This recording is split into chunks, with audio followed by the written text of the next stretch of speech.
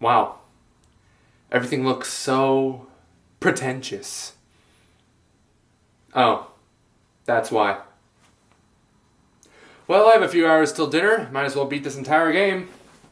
The Order 1886 was brought into existence by Ready at Dawn Studios, known for making the PSP God of War games and that Wii port of Okami. At first glance, The Order may seem like a promising IP for Sony, but let's just say you won't be playing as any of these characters in PlayStation All-Stars Battle Royale 2. The story is set in an alternate 19th century London in a steampunk world where Lycans, or as they're commonly known as half-breeds, threaten the existence of humanity. To help resolve this conflict, in the 7th century, King Arthur, with the Knights of the Round Table, established the Order, an organization of knights set out to keep the human world safe from half-breeds, and more recently, the Rebellion. Why would humans rebel against the Order, you ask?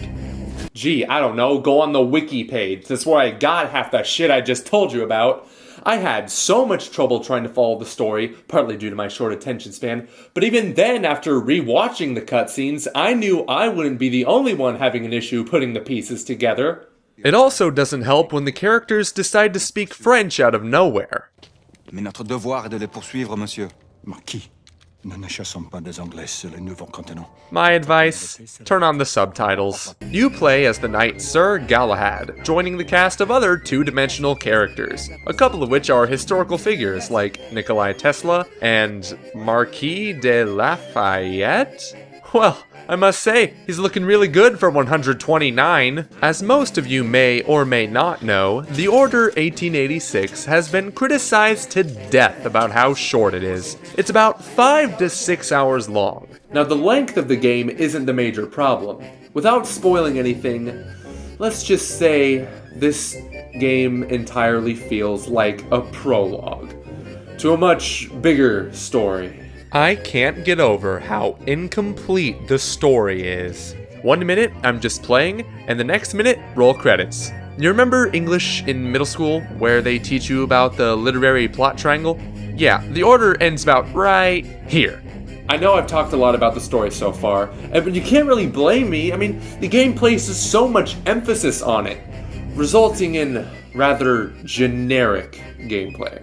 I mean, look at them graphics. If I have to commend this game for anything, it's the game engine. It's one of, if not the best looking game on the PS4 right now. Unfortunately, beautiful visuals only impress me for so long. I wanted to avoid using this phrase, but The Order is all flash, no substance. It is a cover-based third-person shooter. That's it. I mean, if you're into that sort of thing, it works really well, but it feels cheap. I do want to talk about this one neato gun that shoots flammable shit, and then you shoot a flare at that shit, and it lights that shit on fire, and it's so fucking awesome, but you don't get it that much, so have fun with it while you can. Great news for you button command fans. This game has plenty of them. How many? Just enough to put Heavy Rain to shame.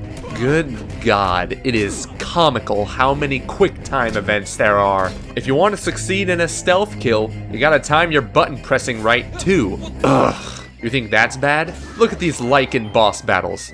Look at them! Do you see challenge? Me either. Now, I don't know about you guys, but I'm not liking this.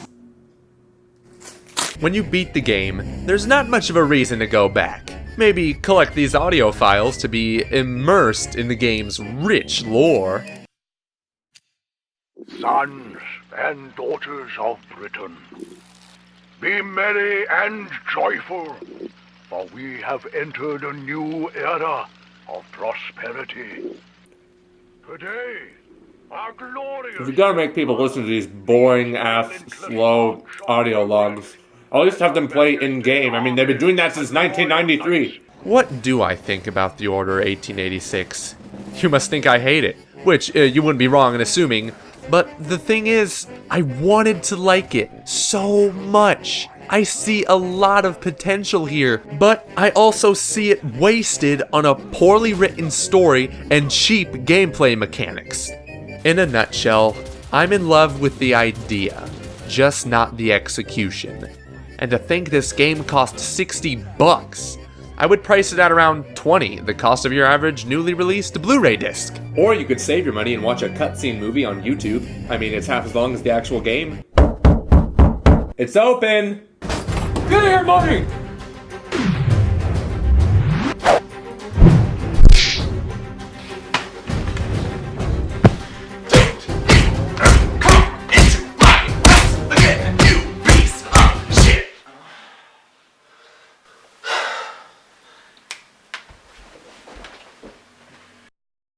Hey peeps, thank you so much for watching. If you want to stay updated with Ferris Wheel Productions, be sure to follow us on Twitter and give us a like on Facebook. Don't forget to hit that subscribe button if you haven't already. I will love you for life. Until next time, I'm Joey Ferris, and I'll see you on the next ride.